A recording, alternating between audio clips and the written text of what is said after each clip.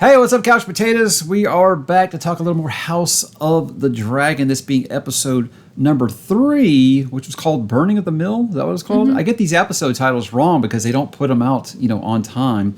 But this was an episode where I was a little surprised because I know there are 2 very big battles coming up, and I thought we would either get one or both of them maybe in this episode. We did not get either. Instead, we got another build-up episode, which was beautifully done, I think. I loved it, yeah. And that's what we're going to kind of talk about here. So overall, as the non-book reader here, were you satisfied with the continued development of this episode? Yes, I think there was a lot of little pieces and then one big key piece that I enjoyed the whole episode, yeah. Yeah, I was actually surprised that they were making additions to the tapestry at the beginning of the episodes, which I actually missed because I wasn't paying attention. She brought this up before and she thought they might do this. And I thought maybe between seasons, but yeah, they did do this in season 1 with changing the bloodlines with whatever was going on. Yes, yeah. But that was cool. You get to see what baby Jaehaerys having his head sewn back on. Stitched, yeah. And then, of course, cheese being hung on those walls there. So that's pretty cool. I think that they can keep updating that tapestry every single time. And by the end, this thing might just, be in flames and blood, because this is based on fire and blood, right? I feel like craft project coming on. Oh, but I mean, if you can do this, I mean, you need to get your Etsy store going back. She used to do Etsy, guys. She used to do Etsy and she quit. I'd have to get my embroidery hoop back out. I'm not as versed as embroidery as crochet. I mean, they kind of set it up a little bit in season 1, but I thought it was cool to see them continuing to go into the Brackens and the Blackwoods. Now, this is very much like the Hatfields and McCoys of Westeros. They've been fighting for so long that, like Raina says, nobody remembers, what people are fighting over. That's been going centuries, so I thought that was cool, and it just kind of shows that. Now, if this isn't directly from the book, I don't think, where it shows how obviously they have this big fight, but it doesn't really show, allegiances or anything like that. So it basically, to me, came off as, oh, you've declared for Aegon? Well, then we're for Rhaenyra. Let's fight. Yeah, that's definitely what I got up. They're just looking for a reason to fight.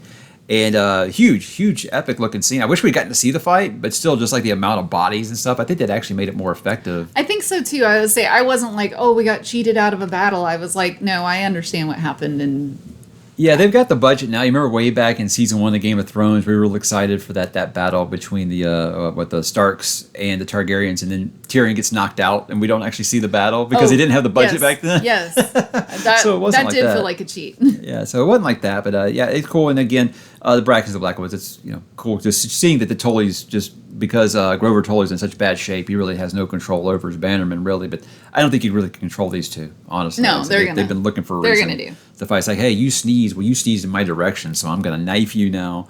Do you bite your thumb? Do I bite my thumb? It's a Romeo and Juliet reference. I see. See, she's getting all literature on me, guys. Watch out, man. I think I like to read or something.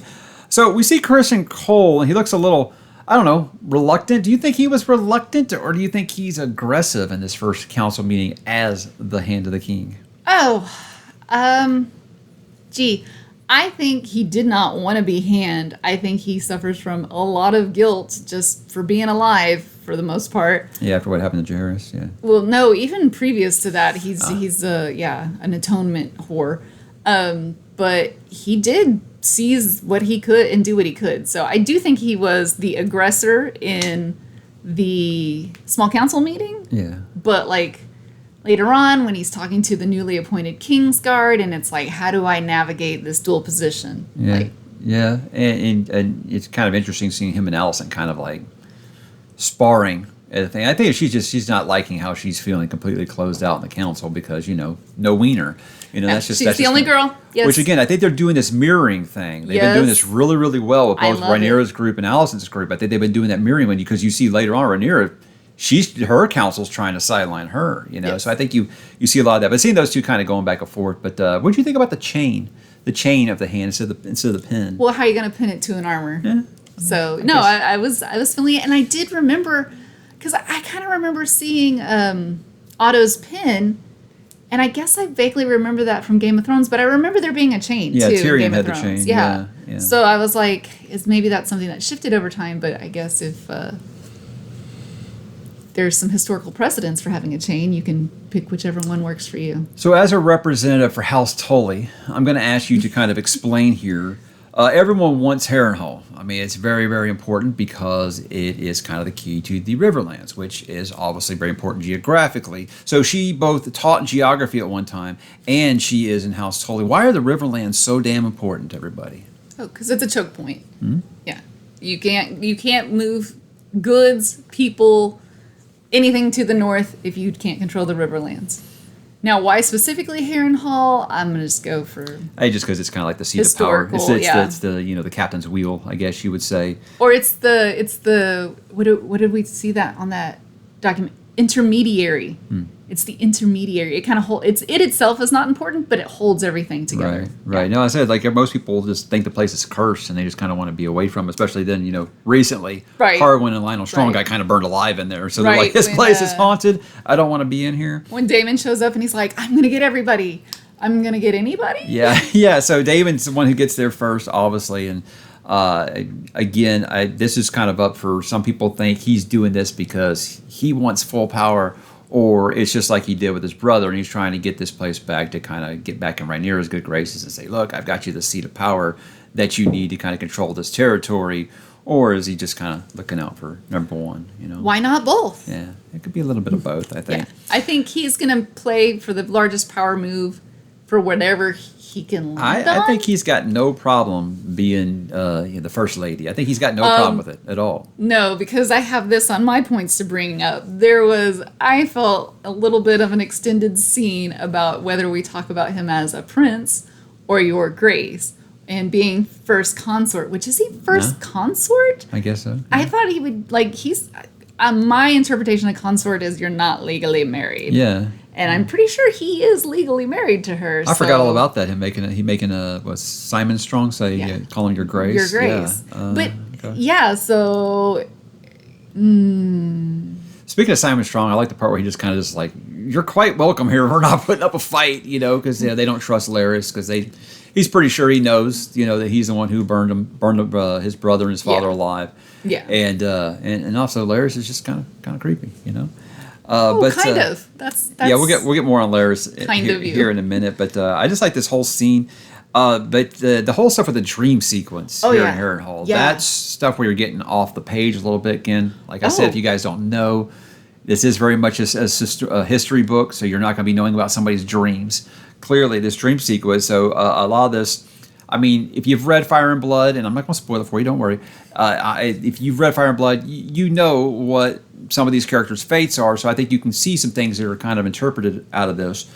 But just kind of going through it, at first, I swear to God, I thought I heard a crow call, because I thought, we're doing Three-Eyed Raven, because we also see the Weirwood tree. We heard the Weirwood tree. Yeah. So I thought that, but, everybody else has been like, no, there was no crow's call. So maybe that's just what I was wanting to hear. I assume that's what it is. But Alice Rivers. Alice Rivers here is a character that they've always kind of like speculated she could have been a witch. And I told her while we were watching it, I kind of assumed that she was a Red Priestess of Asshai. Yeah, you did say that. I always and kind of assumed I caught her, that dark-haired girl, and kind of when everybody else like cowered, she just kind of walked by like, "What's your problem? What's your I what are you doing? I don't understand what can be the problem." And then seeing her when he regains consciousness, awakens by the Godswood. Yeah. And I'm like, that's a little too. Did they have a Weirwood tree at Harrenhal?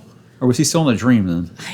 That's a great question. I should know this. There was a time when I would have known that, guys, so correct me if I'm wrong. I don't know that they had let's check the map. A Weirwood. They don't know if they had a Weirwood tree at Harrenhal. If anything, I'm just assumed everything's just a wreck there. They wouldn't keep a Weirwood tree there. But it would be one of the furthest south. This dream sequence, I think that what you see young Rhaenyra like stitching back together. So basically, I think the symbolism was, look, I've always got to clean up your messes. That's how I took it. I didn't take that, but that's great. What did you take it as? I don't know. She's I didn't even go that far. I just think dreams sometimes are a messed up. God, I hope they're just a messed up amalgamation of. Because he does feel a little bit of guilt that he thought he was doing the right thing. Yes, it fucked up again, and so I took it as him seeing it as, but you always mess up, and I've got to go behind you and clean up your messes. I think, but okay, maybe there was. I don't know. I think there's gonna be more to do with that. Like I said, Alice Rivers was always kind of, again, this is up for interpretation when you're dealing with a history strong book. Helena Profeg vibes. Like, she's tapped into something. However you want to deal with that information is your issue. I saw one theory saying that they actually think she is Melisandre. Wow. Bro. That's not because Melisandre was very old. Yeah. You know? So Laris, let's talk about your boy Laris, all footy here. Yeah. Laris, clubbed foot. He talks Aegon II out of basically flying because he wants to be a badass. He wants to prove he's not weak, and he wants to go on his dragon, which is Sunfire, I believe. He wants to ride his dragon out with Chris and Cold, and Laris is actually the one who makes him understand you probably shouldn't be doing that. Yeah. And then he promotes Laris basically to his Master of Whispers. The job that he's doing anyway, but now it's officially on the books. Now we're official. I thought that him wearing Aegon the Conqueror's armor was awesome. Mm-hmm. Disrespectful, but awesome. Again, I guess it is his birthright, I guess.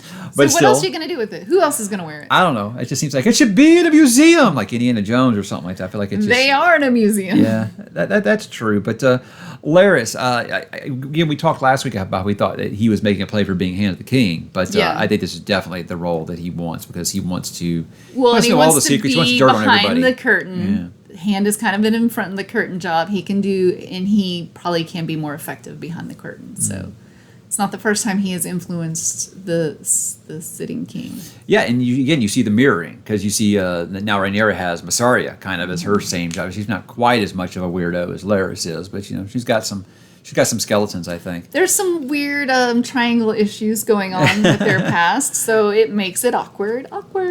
Yeah, so, sending off Daemon and her kids to Pentos, sending them off with Raina. I thought that was, again, I thought it was handled pretty well how you see Raina. Obviously, Raina's been messed up for a while because Aemon stole her dragon. Rhaegar was supposed to be hers. Well, so here she is. She's like the only one that doesn't have a dragon. Now she doesn't have a betrothed anymore. Yes. Now she doesn't have a birthright anymore. So she's like, I'm just a glorified babysitter. I can see why she's kind of feeling some kind of way about this. Sure, definitely. And I kind of liked that scene with her and her sister. I like that the girls are getting a little more play. I liked where not only are we addressing the young children, Rhaenyra's young children, but also young dragons, and also my favorite thing, the dragon eggs, and I didn't bring them up. Yeah, the 4 dragon eggs. They might be rather important. I think maybe. But it's important for her to send the kids away. I mean, they just kill one. It's important for them to keep their heirs because they know where they're going. They might not be making it back, so it's important for them to hide away. And I think this is a really important job. I think Raina, right? Raina is the babysitter now. Yes. Yeah. She's feeling kind of brushed off on, but I actually think you're in charge of some key elements. Yeah, like I said, it's hard when you... And if you mess this up, you're going to get messed up. But again, look at her sister. You got your dragon. You've got your husband. You've got your inheritance now. What do I get? Yeah. I get to play mom to someone else's kids, and I don't have a husband. It's just like it's got to suck. I can see where she's coming from. Sure. And I don't think either one of us really have it in our notes, but kind of that parting between Rhaenys and Corlys Velaryon right there at that hole. I didn't look at it really as like this might be the last time we see each other thing, but I guess in this situation it could always be the last time. Yeah, she was that you see each other. But it did kind of seem like it was like I think he walked. She was like trying to hold his hand longer. She was trying to set Raina up too to inherit a title. Yeah, Lady of the Tides. Yeah. That was cool. Yeah, I would be down for that. I don't think Corlys was down for that. No, and I mean. Again, I know what happens, so I'm not going to say, but I just thought that was a very nice touch. To be fair, he's seen how it plays out for other ladies to inherit a title, so maybe he's just saying. And then another thing I don't know if you're going to say anything about, but Baela, I didn't realize her dragon's name is Moondancer. Moondancer. I just know every time they said Moondancer, you were like... Moondancer is my favorite My Little Pony from when I was Is that a My Little Pony? Yes. Yes. I actually still I wonder if George have it knew that. in my office, so I can bring Moondancer out with the eggs. All right, you got to have Moondancer on the next episode. So I have a favorite dragon now. I didn't even know. Moondancer, yeah, got the big. That some bitch can haul some ass. Can't where they're chasing. That was a fun scene. Kristen and his men, chasing them, and it was like, they got dragons. Oh. Maybe we shouldn't be in this wide open field. Well, and that's due to Alicent's brother. Yeah, who? Gawain? Gawain, not Gawain like the Arthur Knight, but Gawain. Gawain with a G. Top marks for beautiful armor and even his horse's. Dude, dressing. his horse's armor was amazing. Stunning. Dude, they spared no expense on the costuming for the show, and that's why it differentiates itself from every other fantasy adaptation out there. The costuming is amazing. No, he put everybody else on screen to shame because he showed up to win. So, what do you think about the council basically trying to sideline Rhaenyra? Basically telling her, "Hey, go hide in your room and let the boys take care of the war here." That was that took some... My shocked face. Yeah, right. It took some balls, though, I think, to really be like that. And the fact that, like, you're wording it, like, do you really think wording it this way is going to work for you? Like, oh, maybe you need to just rest, basically. It's like, honey, hush. It's basically what they were doing. And it was... Yeah. I'm glad she nipped that shit in the bud. I don't know necessarily that she did. I wish she would have... Because to them, she was like, we're going to wait and see. And I was like, no, just tell them to go fuck themselves and they can deal with it. Well, I also think, Rainey's the one who kind of convinced her, Allison did send you a note, pretty much nudged her in the direction, at least read the note, see what it says. So say that there can be ways to end this without millions of people dying, at least hopefully, I mean, what we know about Westeros, that's never going to happen. It's never going to happen that way, right?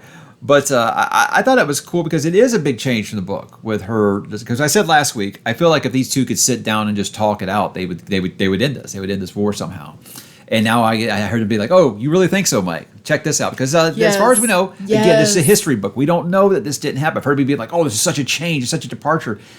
We don't know that this didn't happen because, again, you're dealing with just recounts of 100-year-ago history from people who were supposedly there, and we're interpreting what they said. And there was a very much from a friend of a friend of a friend. And they're not going. If this was some big, crazy secret meeting, of course you're not going to know about it, So I thought it was amazing. Again, more mirroring because you think back to when they were younger and they used to meet there and talk and I thought that was such a beautiful idea. As soon as she was asking, oh my gosh, what's her name?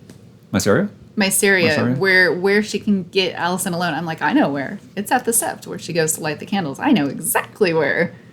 Yeah, so that was good, and that whole conversation was amazing. Yes. I loved it, and I feel like Rhaenyra was looked like she was about ready to just be like, okay, you know what, this sucks. I still feel like I've been usurped, but if my father truly changed his mind, I got that too. I'll accept it. Vibe. I'll accept it until she realizes that he was talking about Aegon the Conqueror, like we as the viewers know, and the Prince that was Promised deal, and she just completely just like changes it. And even Allison's like, yeah, that's probably true, but you know what?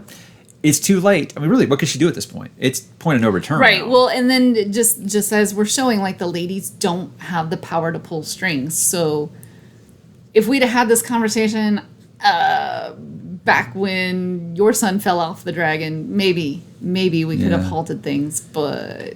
Yeah, to be Allison just has that look in her eyes, like, oh my God, can I do anything right? Yes, that's the look that I got. This is I really liked how you interpreted this, where you were like, I don't think, like this made Rhaenyra double down. Yeah, no, I'm saying that she was ready to accept it, but after this, now she's like, okay, I'm more steadfast now that this is supposed to be me, and you guys have stolen my shit, and I'm coming for it now. And if we can't come to a peaceful resolution, well. Fire and blood, baby. Fire and blood. It's coming. No, and that scene kind of really, I was a head and heart divided for the houses, and that scene made me really declare for House Black.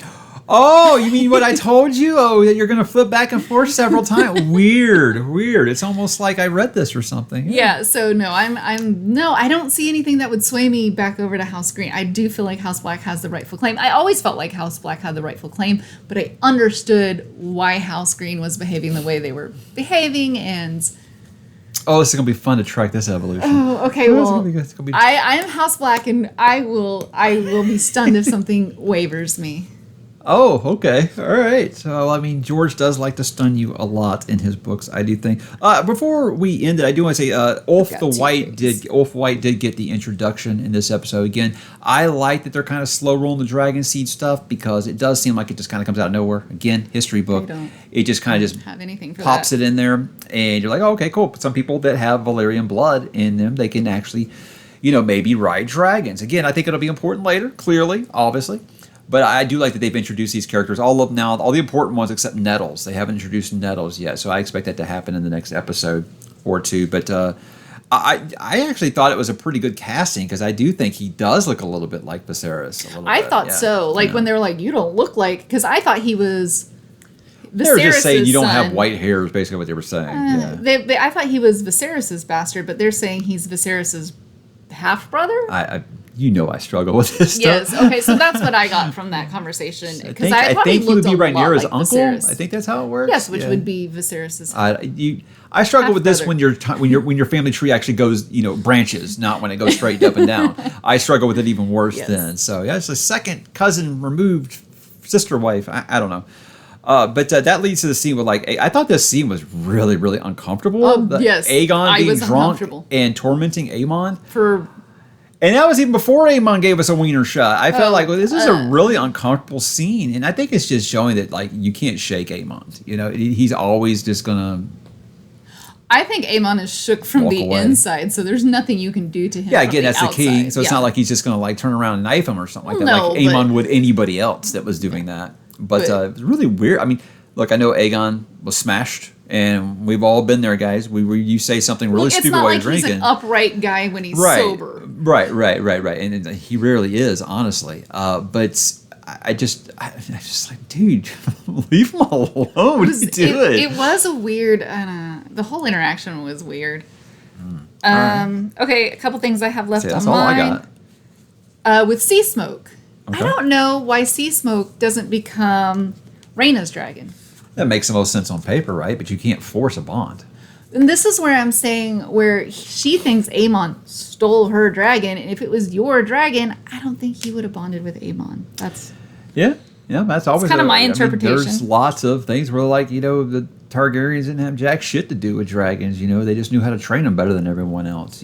So it's just it's always up for your own interpretation, I think. Let's talk about what's coming up, guys, because I told her that I thought this episode had a chance to have. There's two big battles. There's Duskendale and Rook's Rest, which they did mention Rook's Rest in this one, and I was like, these are two serious conflicts. I wonder if they're going to do both of them in one episode. Now, the next episode's called Dance of Dragons. That was up even which before. Which is weird when they don't release any episode title, but they've let us know that this one, and I forget the gentleman's name. So is Dance of Dragons not the name of a battle? Because now I'm thinking saying this these whole two battles event, and then this Dance whole of event, this Dragons. whole family civil war is referred to as the Dance of Dragons. Okay. But I feel like this is the first time there's going to be major losses on one or both sides, obviously. But what's coming up is it's epic stuff. It's going to be ridiculous. So if you've been those people who've been like, I need some stuff to blow up here, you're going to get it next week. Just wait for it. I've told her I think this is going to be the most expensive episode they've ever done because they've never had major dragons and stuff on the screen all at the same time, fighting each other, blowing shit up. There was blowing this episode. Oh, there was a... Is this the first time I've had a full-on blowjob on HBO? I think it was a full one. Looked like a half one to me. But... That's what I saw. But the last episode had a beheading. Or no, the last episode had dual twin deaths, and a beheading. Before that, I think we have enough action. Right. I feel like the people who have grown up on MCU movies know they feel like they've got to have action nonstop. And guys, that's not what Song of Ice and Fire is. It's about the scheming. It's about the new maneuvering, and then when everything pops off, it's epic and amazing. And you did have that cool action shot on the dragon. That was good. Yeah. On Moon Dancer. My favorite. All right, but Dance Dragon is going to be awesome. I feel like I think they're going to try to do both Duskendale and Rook's Rest in this one episode is what I think, because I'm pretty sure I have a feeling that I know where they're going to end this season. And he goes, we've got 8 episodes, so this will be the halfway point. And looking at the history, I was like, okay, I think where they will want to end this season, I think I know where it's going to be. It's going to be super awesome. Do you think it's possible to do these two battles both in the next episode, or would maybe if they kind of combine them, because it is. I mean, you look at the map. You look at the map; they're really not that far away from each other, and they do happen really close together. And the way they've kind of sped up this timeline, if they're trying to get to where I think they're trying to get to, I think they'll put them both in this episode. Maybe even combine them. I doubt they combine them because Ryan Coogler respects the history too much. Maybe they both have the dragons involved terribly, so. We have 2 dragon battles back to back. They'll be dancing. It's going to be great. I forget the gentleman's name. He's the editor over at winteriscoming.net, which is like a website I was going to long before anybody else besides me even knew it. When I used to be like, please read these books. They're really good. I've been going there for a long time. And he's seen the episode already. And he says it's better than anything that even Game of Thrones ever did. He says it's probably the best since Battle of the Bastards. He says it's amazing that that the internet will be on fire at 9:00 Central Time next week when the episode does end. So okay, then. I can't wait because I think I know what that means, and I think you're going to feel some kind of way. Just put it that way. Oh, am I gonna have to declare a new house? I doubt it. I doubt it. Look, her claim is solid. I was always no half on her spoilers side. here, guys, because I don't even like to spoil like Lord of the Rings for people, guys. So it's like I don't want to ever spoil any of these things for you. So please tell me if I'm being too spoiler. I don't think. I don't think so because I don't. Yeah. As a Game of Thrones fan, a reader, you know what I'm really missing from this series? What's that? Food. Yeah. Like, George loves to talk where are about my lemon food. cakes? Where are my? Yeah. You know what I'm missing is that we get more wang shots than we get like cleavage shots. And what's going on, HBO? Why have you forsaken me? But hey, I think that's a good place to end this this episode. Next week, I can't wait to talk about what's coming next week. But as for this, I want you guys to drop down below. Let me know everything I got wrong. Let me know all those fun things. Like, of course, there's a Weirdwood tree at Harrenhal, you doofus. Are you even a fan? You know, drop in there. Let me know these things. Let me know what you thought about this episode. And anything else? I don't have anything else. All right, we'll talk to you down there.